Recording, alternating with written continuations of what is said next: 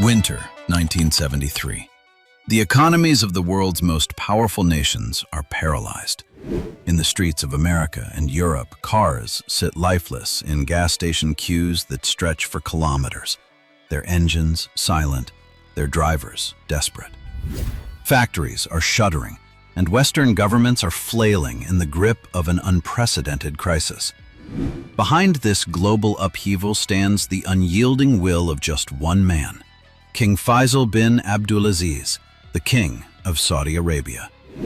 He was the man who turned oil into a weapon and brought the West to its knees. He became a legendary hero across the Islamic world, a figure so dominant that Time magazine placed him on its cover as the Man of the Year. He was at the absolute zenith of his historical power, a man who seemed so strategically vital that nothing could shake his throne. But only 2 years later, it all ended in a fraction of a second. The morning of March 25th, 1975, Riyadh, the royal palace. The 68-year-old king is in his office, conducting a formal diplomatic meeting with the Kuwaiti oil minister. Everything is proceeding calmly, following the rigid and dry protocols of the court. In the midst of this, the office doors open and a young man in traditional Arab robes enters. He is no stranger, no infiltrator, and no foreign terrorist. He is Prince Faisal bin Musaid, the king's nephew, who had recently returned from his studies in the United States. Seeing his nephew, the king rises. Following the ancient Arab traditions of respect and family, he leans forward so the young man can kiss his forehead. But the young prince is not there to show respect. In a sudden, lightning movement, he reaches beneath his robes, pulls a .38 caliber pistol, and before the horrified eyes of everyone in the room, fires 3 consecutive shots. The bullets strike the king directly in the face and neck. The most powerful man in the Middle East collapses in his office, drowning in his own blood. The assassination of King Faisal, in broad daylight and at the most secure point of the capital, sends the world into a state of shock. The killer is of the House of Saud's own flesh and blood. But why? Was this young prince fueled by an old grudge and a bloody family vendetta? Was he, as the court later claimed, insane? Or was there a much larger conspiracy at play? A hidden strike by Western intelligence agencies like the CIA or the Mossad, seeking to remove the monarch who had crippled their economies. History is in the headlines. But the truth? That's hidden in the profiles. Welcome to Profile.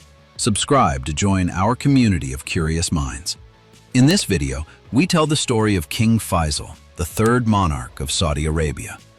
Stay with us until the end as we pull back the curtain on one of the most complex, dramatic, and bloody mysteries in the history of the Middle East.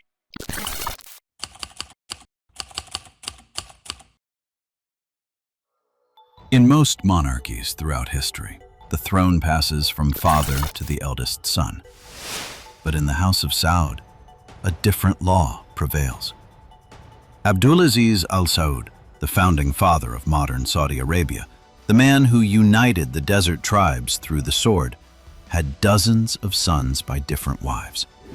To prevent a bloody civil war among his children after his death, his final will dictated that the kingship must pass not from father to son, but from brother to brother. This unwritten law transformed the Saudi court into a complex familial oligarchy. In this system, the king is not an absolute power. To survive, he must navigate the demands of dozens of brothers, hundreds of influential princes, and most importantly, the approval of the Wahhabi clerics, the religious establishment that serves as the bedrock of the House of Saud's legitimacy. Any monarch who disrupts this delicate balance faces the risk of being erased. And that is exactly what happened to Faisal's older brother. In 1953, Abdulaziz passed away. His eldest son, Saud, took the throne, and his younger brother, Faisal, was named crown prince. These two brothers were symbols of two entirely different worlds. Faisal had been prepared for leadership since his youth. In 1919, when he was only 14 years old, his father sent him to England on a diplomatic mission, making him the first member of the Saudi royalty to visit the heart of the Western world. This early journey gave him a perspective that few in the desert possessed.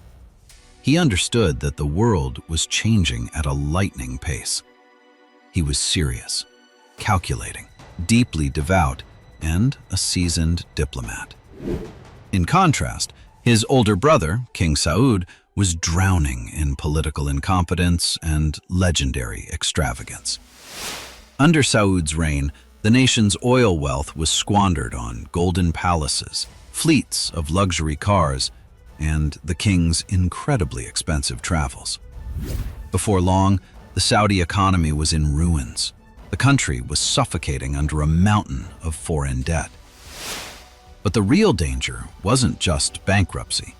These were the years of soaring Arab nationalism. Gamal Abdel Nasser had risen in Egypt, and the spirit of revolution was toppling monarchies across the region, one after another. The House of Saud saw clearly that with a weak and incompetent leader like Saud, the storm of revolution would soon reach Riyadh and wipe out the dynasty forever. This was when Faisal took action. Unlike the bloody purges of other kingdoms, Faisal did not need an army or his brother's blood. With his unmatched political skill, he led a white coup, a bloodless revolution. First, he secured the support of the most powerful members of the royal family. Then, he gathered the influential religious scholars and obtained a fatwa, a formal religious decree, to depose the king.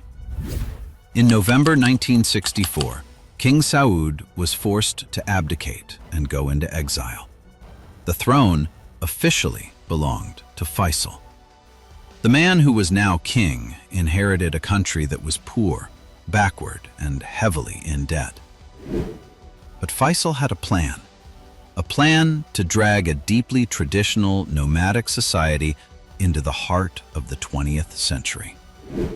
He began to build the modern Saudi Arabia, but Faisal did not know that the sparks of his modernization machine would ignite a fire of rage among the most extremist religious layers of the country.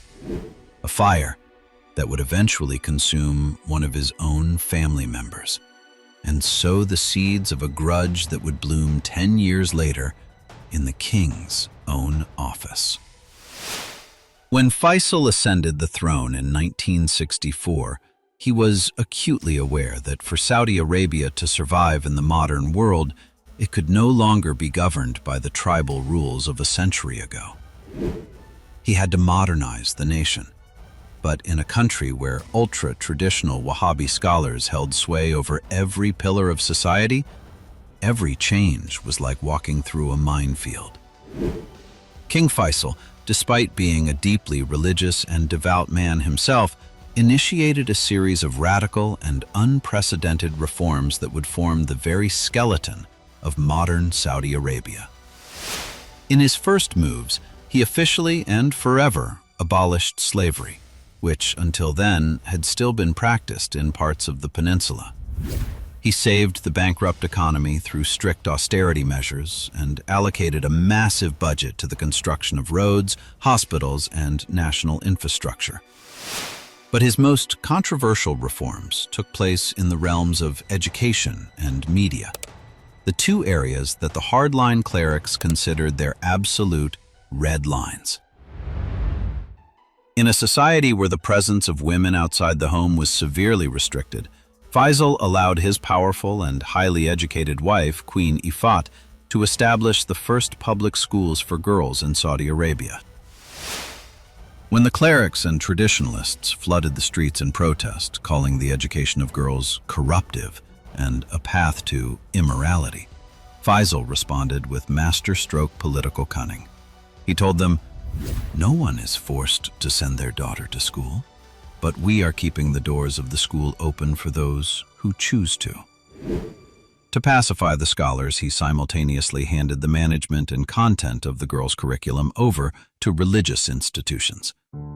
But the real bomb of Faisal's reforms detonated when he decided to introduce television to the kingdom. To us today, a television is a mundane object, but in the Saudi Arabia of the 1960s, the Wahhabi ulama believed it was the ultimate symbol of the devil, a tool for displaying the human image which they considered forbidden, and a vehicle for spreading Western culture. They were fiercely opposed to the establishment of any television station. But Faisal, knowing that modern communication was essential for the progress of the state, stood his ground. In 1965, the first Saudi national television transmitter was launched in Riyadh. This decision pushed religious extremists to the boiling point. In September 1965, a group of young, radical religious fanatics, burning with zeal, stormed the newly established television station in Riyadh, intent on destroying it. The police and security forces loyal to the king intervened to defend the building. The clash escalated quickly, and amidst the dust and chaos, the security forces opened fire on the attackers. When the smoke cleared, a young man lay dead on the ground, and his identity sent a shudder of horror through the House of Saud. The young man killed in the protest was no ordinary citizen. He was Prince Khalid bin Musaid, King Faisal's nephew. Prince Khalid, heavily influenced by radical religious ideologies, had personally led the assault on the TV station. Now, the blood of a royal family member had been spilled for the sake of King Faisal's modernization. The king was deeply moved by the news of his nephew's death, but to maintain the authority of the law and the government, he refused to punish any of the security forces, as they had simply been performing their duty. The family of the fallen prince descended into a heavy, dark silence, and the matter appeared to be closed. But Faisal did not know that within that grieving family, eyes filled with cold hatred were watching. The slain prince had a younger brother who was studying in the United States at the time. His name was Faisal bin Musaid, the very same young man who, 10 years later, would walk into the king's office with a loaded pistol. The seeds of the king's death were sown that day at the base of a television tower. But before those seeds could bloom into assassination, King Faisal would have to face a much greater trial, a test that would place him not just against his own family, but against the most powerful armies and economies on earth. By the 1970s, King Faisal was no longer just the monarch of a desert kingdom. He had become the spiritual and political leader of the most powerful emerging economic bloc in the Middle East. With soaring oil production, Saudi wealth was reaching the sky, and Faisal used it with unmatched skill to balance tradition and modernity. On the global stage, he was a vital strategic ally for the United States during the Cold War. But in the autumn of 1973, an event occurred that pushed the long-standing alliance between Riyadh and Washington into its greatest crisis, transforming Faisal from a quiet ally into the West's greatest nightmare. In October 1973, Egypt and Syria launched a surprise attack to reclaim their occupied territories from Israel. This conflict, known as the Yom Kippur War, initially saw significant Arab successes. But when Israel neared defeat, the United States, on the orders of Richard Nixon and Henry Kissinger, established a massive airlift, pouring the most advanced weaponry into Israel. This direct intervention turned the tide of the war in Israel's favor.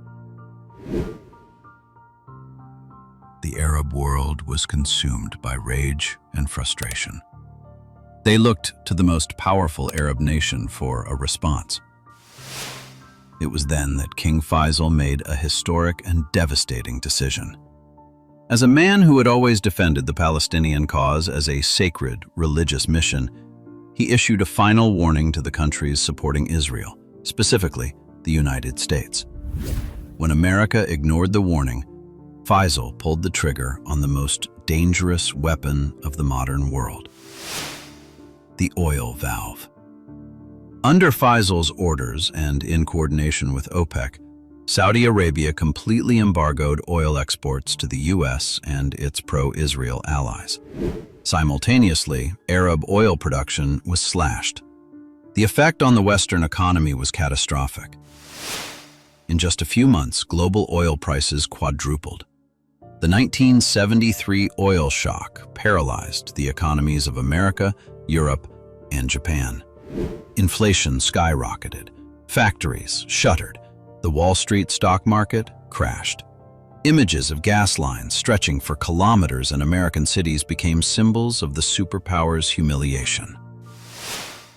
Henry Kissinger, the U.S. Secretary of State, desperate and exhausted by the crisis, publicly threatened that if the embargo did not end, the United States might use military force to seize the oil fields.